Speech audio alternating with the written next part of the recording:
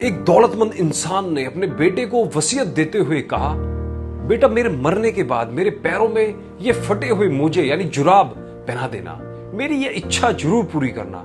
पिता के मरते ही नहलाने के बाद बेटे ने पंडित जी से पिता की आखिरी इच्छा बताई। पंडित जी ने कहा, हमारे धर्म में कुछ भी पहनाने की इजाजत नहीं है, पर बेटी की जिद थी कि पिता की आखिरी इच्छा अवश्य पूरी होनी चाहिए।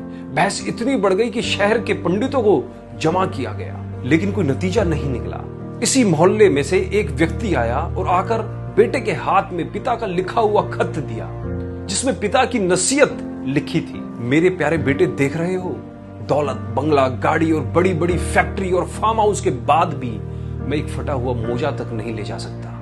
एक रोज तुम्हें भी मृत्यु आएगी, होशियार हो जाओ, तुम्हें भी एक सफेद कपड़े में ही जाना पड़ेगा।